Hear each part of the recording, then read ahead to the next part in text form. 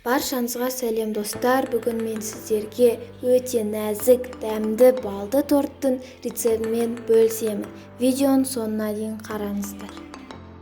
Ыдысымызға балымызды, жұмыртқамызды, қантымызды, содамызды, сары майымызды салып, қайнап тұрған ыдысымызға қойып, ергенше араластырамыз.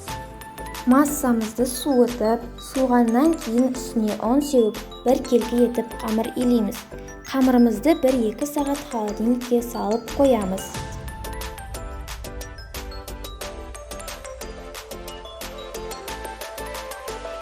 Қамырымызды алып, бірнеше бөлікке бөліп, өте жұқа етіп жайып, үстінен вилкамызбен басып, қызып тұрған 200 градустағы пешімізде 6-7 минут пісіріп аламыз.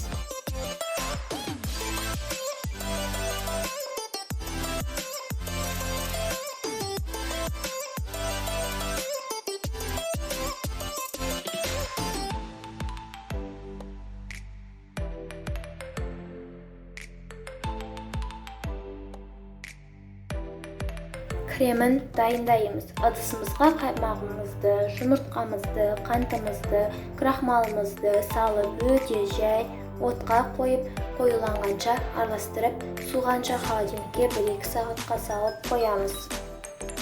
Сливкимізге сахарный пудраны салып, миксермен көпіргенше араластырамыз. Холодильниктен массамызды алып, көпірген сливкимізге салып, барлығын араластырамыз.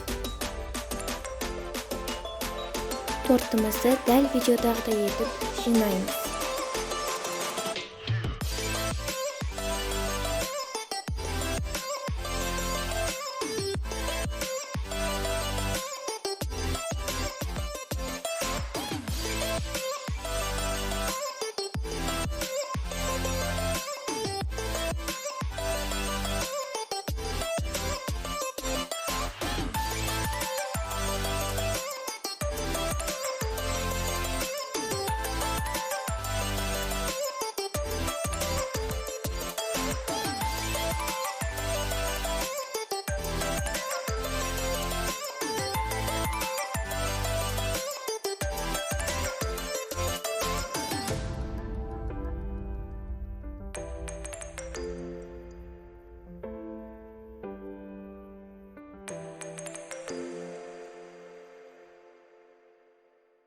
Видеоның соңына дейін қарағандарыңызға рахмет. Астарыңыз дәмді болсын.